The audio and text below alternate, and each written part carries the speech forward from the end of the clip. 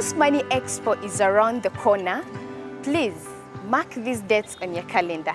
That is from 10th to 12th of February this year.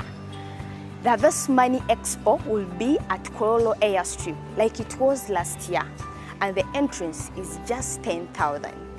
For people out there thinking of joining farming, this is the best option that you have to come and learn how you can do farming and harvest big money. And for the other farmers that have been doing farming and you want to add on your skills, you want to add on the money that you're supposed to earn from farming, Harvest Money Expo is the best thing to think of.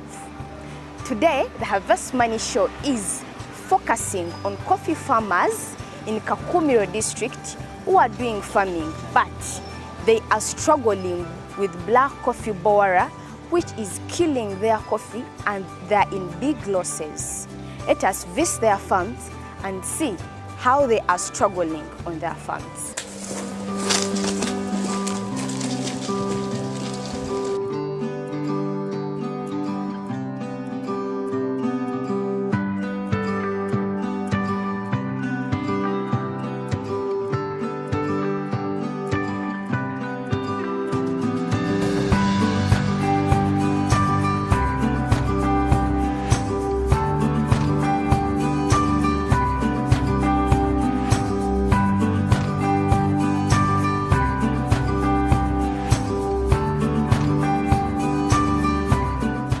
The main economic activity in Kakumiro district is agriculture, with 96% of the total population engaged in crop growing. Farmers in Kakumiro district grow crops like maize, mangoes, cassava, and above all, coffee, which is the district's main cash crop, grown on a large scale in the district.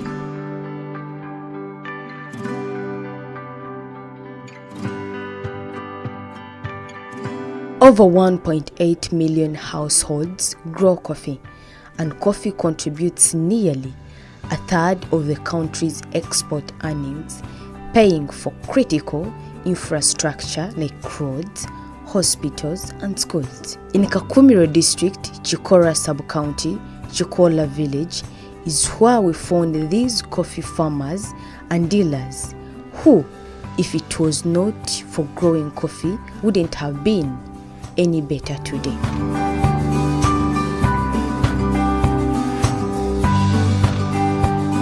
Today in the Harvest Money Show, we visited some of the prominent coffee farmers and dealers in Chikola village, Chikola sub-county, and Kakumiro district. Haji Tinkasimile Abdrakim is a coffee farmer who started growing at a young age of 16. Tinkasimile says that it was after the government, through NADS and Operation Wealth Creation, sensitizing them about the good of coffee farming. That's when he started a coffee farm.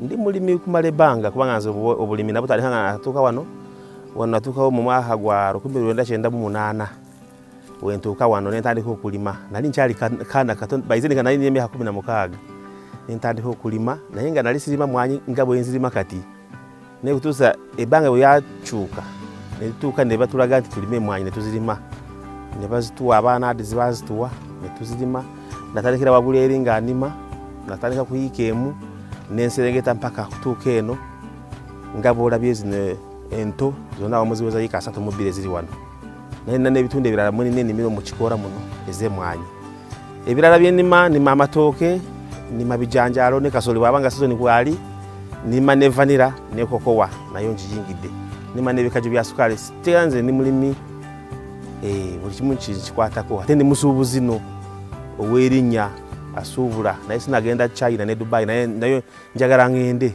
nabafunye sente naye ngo okulima ko kyokyo nkimanyi ate enfulumya bingi bwe mbafulumiza enfulumya ekintu nga kiwera.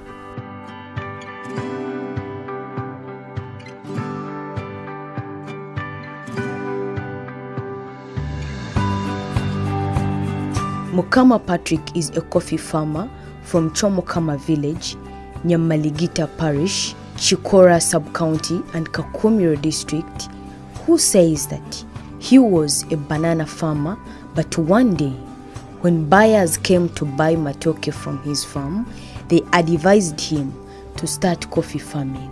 And when we started with just half an acre, in the first half, he earned 5 million from his garden, which opened his eyes to start coffee farming.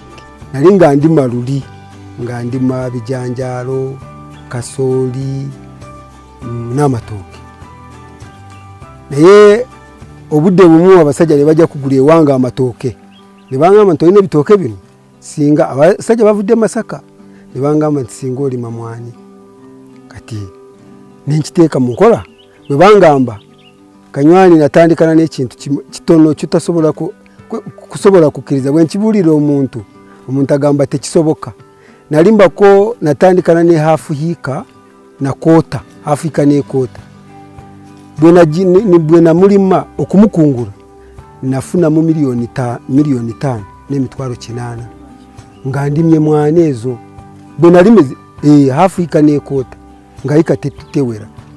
Ogwasooka kati bwe nawuliriza bwe nasanga nagerageranya n'ebirime bye nali ndina mu mwaka ogwo gwali 2014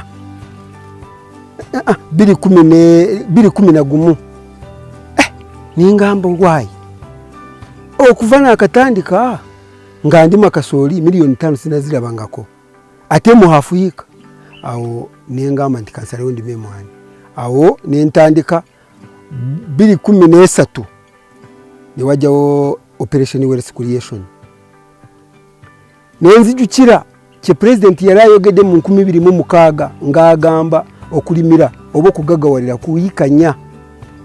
Nengamba kangende kakiro nkwate ye mwani.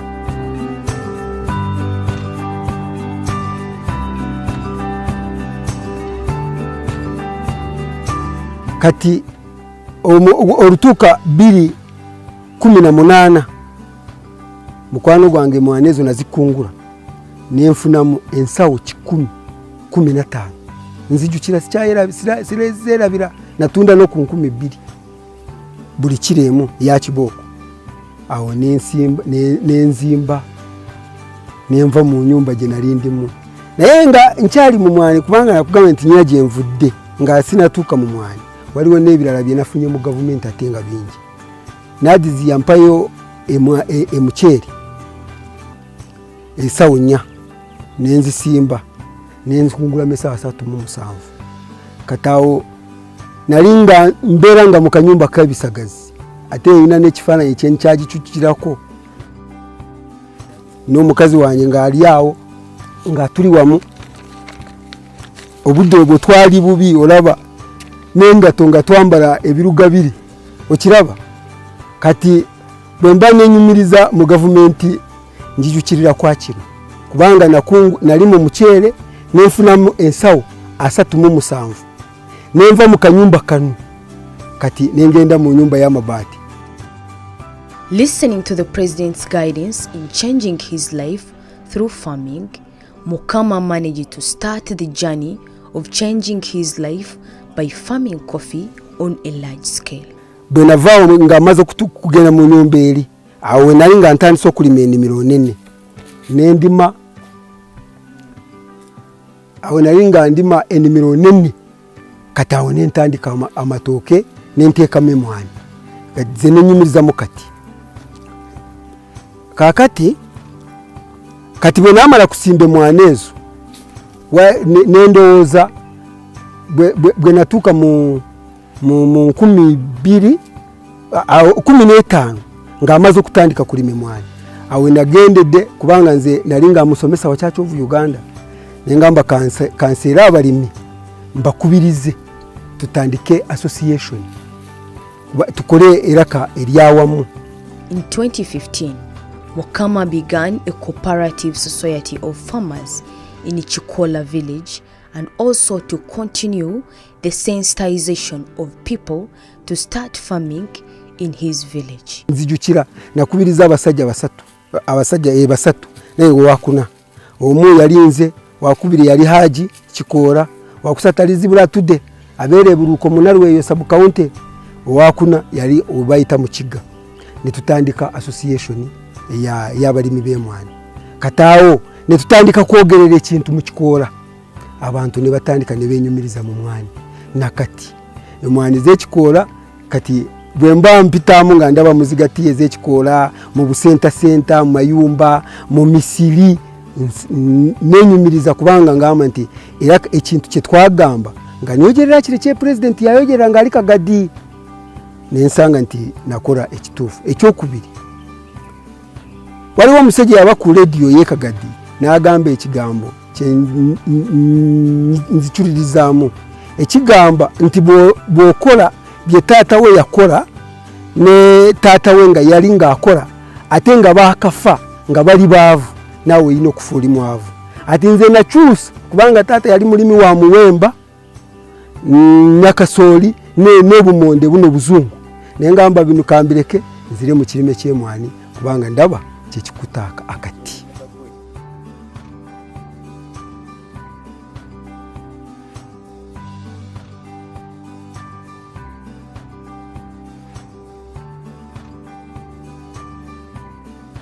This is the Harvest Money Show, which aims to show our farmers how they can harvest money from their gardens. When talking to farmers of Chikora Cooperative Society, they should show us how they have gained from their farms. Sente nzirina kubanga bwe natandika kulima emwani zino sebu nyine bye nafukafunamu akayumba kaya karufingize za white nakavaamu n'enzimba ey'amabaati bagayita manyufu ganaga Kampala enyumba nene y'amabaati 98 n'enzigi zaayo buli kimu ekiri ku nyumba yange nakigulira Kampala oluugi tuli lwano Kikoola ne glass teri ya wano Kikoola eri ya Kampala.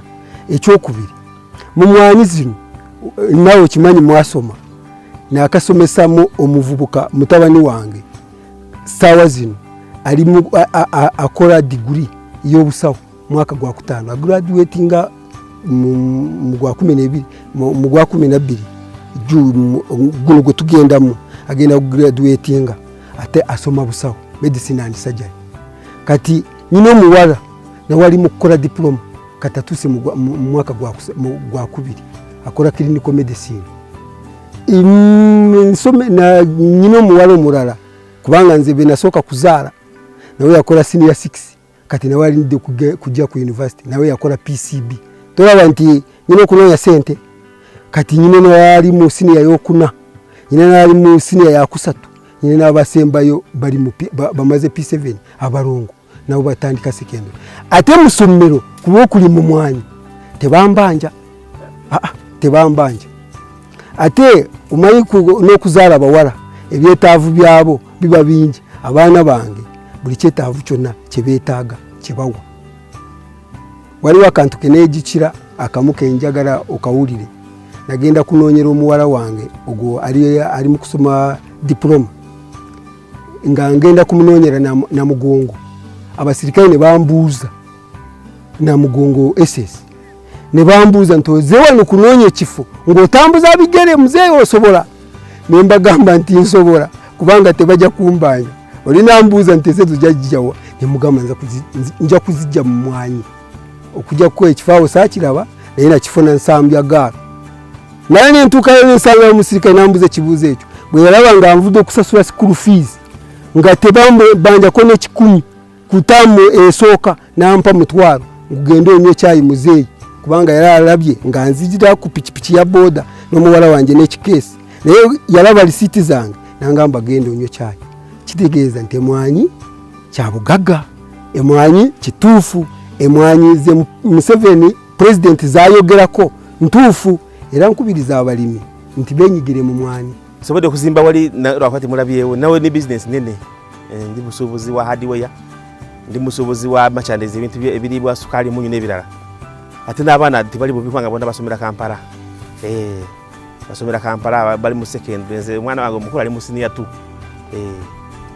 kiraba naye nga nsinfunyemu nanakamotoka nevuga sitambula mu misana nina akapichipichi nine famu ya vanilla mulungi nnyo nine ebintu bingi kale sebo naye nga byonna ndowooza nti mu mirembe muzeeyi gye yatuwa Museveni kwebisinzira kwanga ndaba nti tutambula bulungi ateze bona laba nga ntazo funye mwanyi nengera neho ima mu revenue ne nfuna netini namba nzinsasula omusolo gwa government wade ndi mu kyalo nensasula government omusolo ngusasula tini namba yange njirina.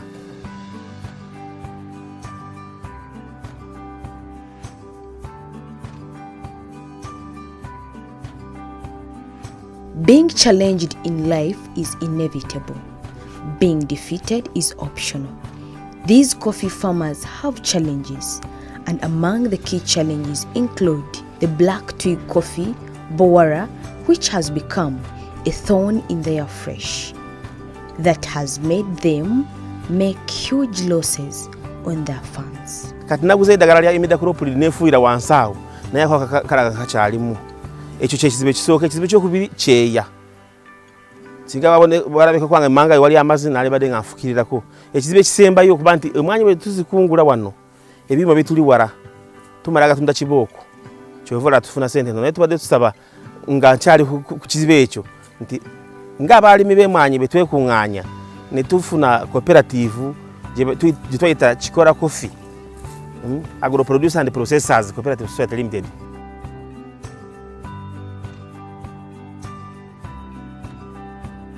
I would like to thank the NRM government for the tireless efforts they've put in to really see there is great improvement in the agriculture sector. In the first place, they have helped in the provision of the improved seed through Operation Wealth Creation, working in conjunction with UCDA. For instance, our farmers have gotten over 500 million seedlings, improved seedlings. Actually, we started with they started with giving us seedlings that we used to call Elite Robusta. But with time and with the coming of the coffee twig borer, the government, through research in Kituza, came up with another variety of coffee which we call the CWR, coffee wilt disease resistant variety, that is developed from cuttings that was developed from the 7 lines that are coffee wilt resistant and can also fight so much the attack of the coffee wilt and coffee twig borer. So this is what has the government advocates for, so that our farmers, our coffee farmers, are protected and improvement in coffee production is there. Also, the government has not stopped at giving out seed through OWC. The government has given us fertilizer to help in the improvement of soil fertility and thus leading to increased production and productivity. The government also gives us some pesticides to help in the control of pests. That has also helped to improve the production and productivity. So the government has really done a great job in helping in the improvement of the sector.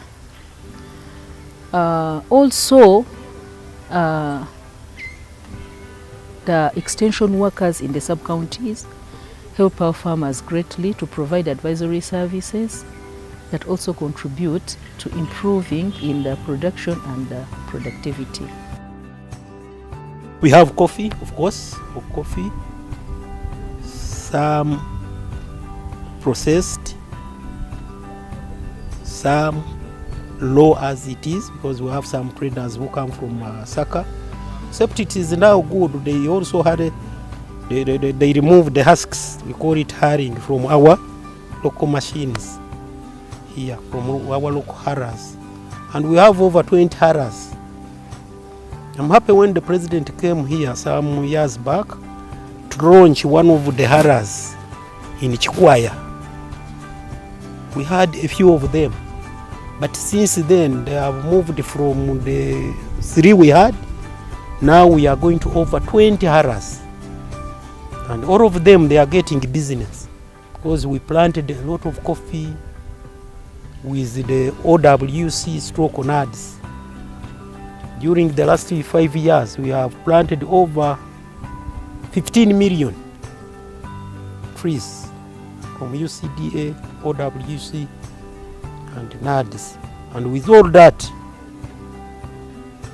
coffee production has gone high. And it is estimated that we produce over 800 metric tons coffee, which is hard here and then taken to Kampala for export. And we have a hope there.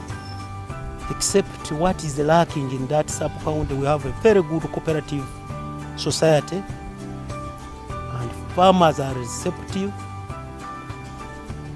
We have also engaged them to initiate their own extension system alongside the government extension system, and they are doing the real practices as recommended.